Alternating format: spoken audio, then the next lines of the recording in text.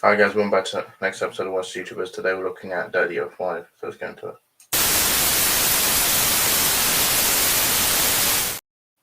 Welcome back to the next episode of What's YouTubers, where I look at the What's YouTubers. Today we're looking at DaddyOFive. Don't forget to subscribe and click the notification bell where it's algorithm. So you're probably thinking, who's DaddyOFive? Well, here's the wicked tuber. Christopher Michael Christopher Mike Martin, born December 17, 1982, 40, better known online as DaddyOFive. He is an American YouTuber known for his controversial prank videos on his children. The channel reached significant controversy in 2017 over the extent of the extreme abuse the children suffered, especially that experienced by Cody and to a lesser extent Alex, was spread by several high-profile YouTubers. Yeah, the channel Family of Five, that's been terminated. The main channel's been terminated. Family of Five Gaming, that's also been terminated, and the Martin Danzinger Ross family, that's still there. The Martin Danzinger Ross family, I think that's still there. But yeah, I don't care. I like DaddyOFive because he pranks his children. His YouTube channels are there anymore. It's been terminated. What went wrong? So I'm gonna watch a video by Sunny V2. Sunny V2 is a good YouTuber. You should check out his videos. So yeah. From losing custody of their children over a prank to having their entire channel deleted by YouTube, this is the tragic tale of YouTube's most controversial family channel, DaddyOFive. It was created on the 13th of August 2015 by parents Mike and Heather with the goal of pranking their 5 children for views, stating that they always thought their lives would make an awesome movie and that they as a family decided to make this YouTube channel just for fun. And in the beginning, it was exactly that. It was fun. When looking at their earlier pranks, such as this one in which Mike would try to scare his daughter with a hockey mask, we can see that most of the pranks were fairly harmless in the beginning. Whenever they weren't playing pranks, Mike was maybe doing a grocery store run, an exercise vlog, or possibly even firing up the barbecue, which wasn't all that provocative to say the least. However, as DaddyOFive approached 100,000 subscribers fueled by their fun family dynamic, things began to change on their channel. Mike seemed to come to the realization that the more intense the reaction from the prank,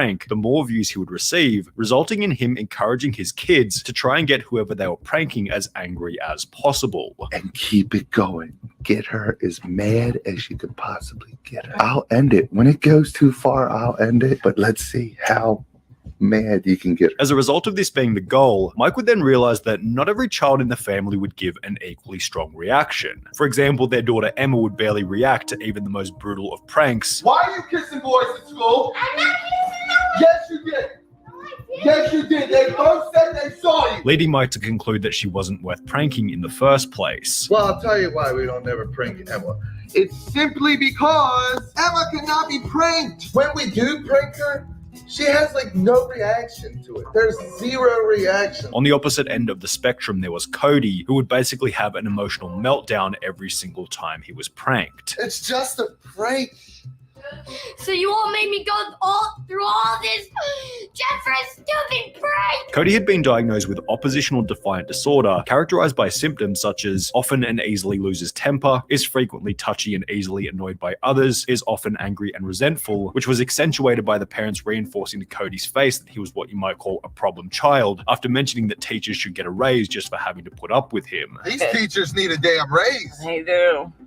Especially dealing with this one. I really feel teachers ought to be getting paid a lot more than they get paid. Cody's short fuse therefore made him the main target whenever Mike wanted to get a reaction for the camera. Me and Jake just did a prank on Cody, and now I feel really, really, really bad about it. And since the most intense reactions generated the most views, Cody was often pushed well beyond crying, during which Mike would even refuse to turn off the camera after Cody had asked him to do so. Go and take the camera with you. No, I gotta vlog my life. You know that. Spotting a trend in the way that the parents treated Cody and their other kids, Reddit began to get vocal about the DaddyOFive channel. These kids need to be taken away and have their time with their parents supervised, at least for a period of time. Cody for sure needs to be taken away from that house for good, and he needs to know that he was right. This is awful. I feel so bad for Cody. This is unwatchable and this guy should be in jail. Honestly, I could never in a million years imagine treating my kids like this. It didn't help that Mike took next to no responsibility for what you might call his unacceptable behavior. For example, as shown in the previous clip where he mentioned feeling bad for a prank he had played on Cody, he'd justify it by stating that everyone else had told him to do it. Everybody talked me into doing it.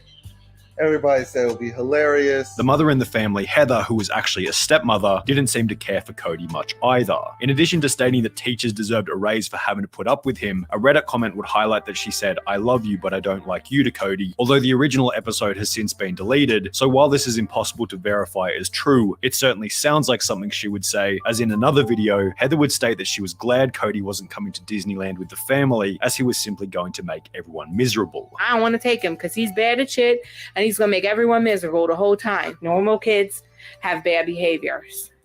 Cody has something else. The reason Cody wasn't allowed to come to Disneyland was that after going to the toilet, he had, quote, put poop everywhere. Cody's going to Nan's because Cody was bad and didn't earn going to Disney, which sucks. He put poop everywhere several times. Which will be investigated by another large YouTuber known as Philip DeFranco, who would come to discover the following information. Philip DeFranco came out with a video today talking about Cody not going to Disneyland. Apparently the reason why he wasn't going is because he, put feces everywhere or something like that. He talked to mental health experts and they said, this could be a sign of trauma.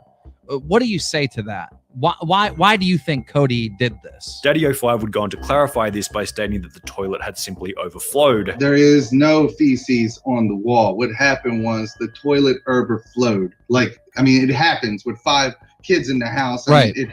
The toilet overflowed. So I said that instead of saying the real issue why he didn't go to Disneyland, which he was really embarrassed about and he doesn't want anyone to know. Yet this response only created more questions. Why would you ban a kid from going to Disneyland for simply making the toilet overflow? Would it not be more embarrassing to say that he put poop on the wall in comparison to the reality being that the toilet had simply been clogged? You say that you didn't want to share something because you didn't want to embarrass your son, but you put out a video where you claimed that your child, who potentially his friends watch these videos, you put out a video that he's putting poop around his house as if that's not embarrassing. And then you tell a story about how a toilet overflowed and that you can't talk about the real reason because it's embarrassing. Philip DeFranco and Keemstar covering the story led to countless other YouTubers publicizing their opinion about DaddyOFive being unacceptable. For example, a video titled "How DaddyOFive Ruined His Childhood" would go viral on Reddit with close to 17,000 upvotes, alongside another Reddit thread with 3,000 upvotes, in which many comments mentioned that the case had been reported to Child Protective Services. However, this had actually been brought up in the interview with Keemstar, where DaddyOFive mentioned that they had already been investigated by Child Protective Services, who requested that they change a few things within the videos, yet found nothing wrong with the way that the family was being run. CPS, you said, is interviewing the family or investigating the family. Has that case been closed or is it still opened? No, it's been closed, and that was a while back. We have changed up everything that they said that we needed to change. But they interviewed the kids privately, and the case was closed because there's nothing to find. There was nothing for them to see, and they realized that. And they did say that some of our videos were distasteful, which I can agree. Some of them are. Although all of this would change after DaddyOFive would upload their most brutal video to date. It was crueler and more emotionally charged than anything they had done in the past. It would completely destroy their reputation, and it went by the now infamous title, Invisible Ink Prank Epic Freakout. The video began with the mother explaining that she planned on pranking Cody by pouring invisible ink on the carpet. I got a prank for Cody. I bought this here invisible ink, and I'm going to squirt it all over his carpet and start flipping out because he really didn't do it. So we're going to see how this goes. In the clip, her body language and tone of voice implies that it was going to be another fun, happy stunt, although when they do confront Cody about it, to say that they went overboard would certainly be an understatement. What the hell is that? What is this? Cody! Tell me. I didn't do that! Tell me what you did. I swear to God, I didn't do that! I didn't do that! I don't have anything to color with it! Why did you do that? Pretty quickly, all of the kids are crying whilst the mother is outside the room having a bit of a giggle, and when they do eventually reveal that it was a prank, the kids don't seem all that excited. We got you both. You were innocent bystander. Yeah. You just got owned. It's just a prank, bruh. The video would go on to receive a ton of backlash alongside a like ratio of less than 50%, leading Philip DeFranco to once again discuss the family, bringing widespread attention to the video. So there was a range of anger. Some people saying saying this is outright abuse of your children. Others saying this is not abuse, but these are asshole parents that are exploiting their children for money and hurting them emotionally. And then it also appears that they have a dedicated audience that are completely fine with this. After a bunch of other YouTubers would go on to make their own videos discussing the prank, DaddyOFive would respond with a video simply titled "Blocking All the Haters," in which they would acknowledge the criticism. I'm getting all kinds of hate right now on all my social medias and on one of my videos called The Invisible Ink Prank. Following this, they'd go on to ask Cody and Alex if they had been traumatized by the prank. The prank was done on Alex and Cody. Was anybody traumatized? No! Are you guys okay? Yeah. Are you upset? No. It's just a prank. Just a prank. Before the mother would go on to state that the real problem was the haters. To all you haters, you are the ones that give our children drama. You are the one that cause us problems. You are the one that try to embarrass us. However, this video only seemed to bring more attention to the original prank, leading more YouTubers to talk about it. After a couple of days had passed, DaddyOFive would cave in by uploading an apology video. Right now we are under severe attack by all kinds of media, by this Franco guy. He made a video about us, just steamrolling us. He never contacted me or anything. And everyone is jumping on this hate wagon. Everyone is jumping on this witch hunt. In which they would try and convince the audience that all the pranks had been fake. I don't care anymore. Videos are fake. They're fake. They're over-exaggerated. Some videos are scripted. They're just played out. The kids' ideas, we act them out. Although this raised many suspicions, as in their interview with Keemstar, they'd state that the videos were exaggerated but real. Are these videos 100% real? I mean, is it 100% real, or are you guys putting on a show like McJuggernuggets or Kid Behind the Camera? The videos were not fake, but some things are a little exaggerated. This discrepancy led DaddyOFive to be interviewed on Good Morning America, where the legitimacy of the videos was put into question on national television. You're not suggesting that your kids and the crying and the sobbing and that emotion we see was not real, are you? Not every single time. Some of it was acted. Now that there were even more eyes on the family, DaddyOFive would upload a more polished second apology in which they would state that they were now in family counseling. We are now in family counseling because we need it, not only to get through the, media stuff, but we need it to come back together and have everybody, even the kids, to understand what we did wrong. This has been the absolute worst week of our life, and we realized that we have made some terrible parenting decisions. Although the worst was certainly still yet to come. Only 10 days after having interviewed DaddyOFive for their previous bit of controversy, Keemstar would upload a new video titled "DaddyOFive Might Be Arrested," in which he explained that the police were now attempting to investigate the parents. More information has come out about the DaddyOFive situation. Apparently, the police are investigating them. An article came out saying that the Baltimore County Police Department were investigating, but they were having a hard time finding the videos and understanding which counties that these crimes took place in. Yet it wasn't only the police who were investigating DaddyOFive after it was revealed that the courts were also looking into the family. The biological mother of both Cody and Emma used the media attention to claim emergency custody back over her two children, meaning that they were now out of Mike and Heather's family. Emma and Cody are with me.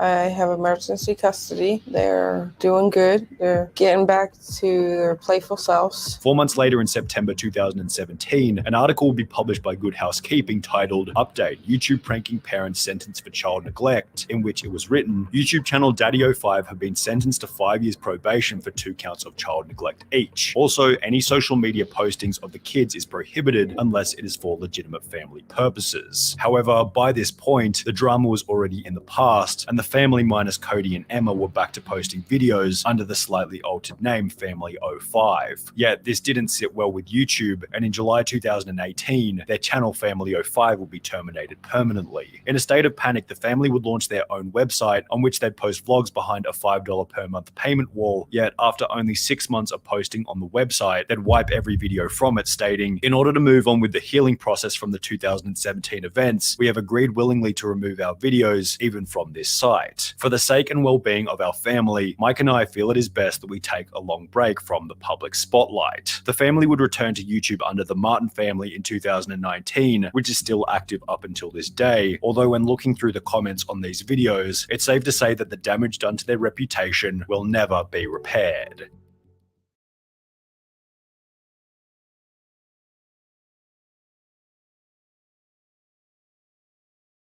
So that was a video on what went, where is the, he has a channel called the Martin Family, which is still up to this day.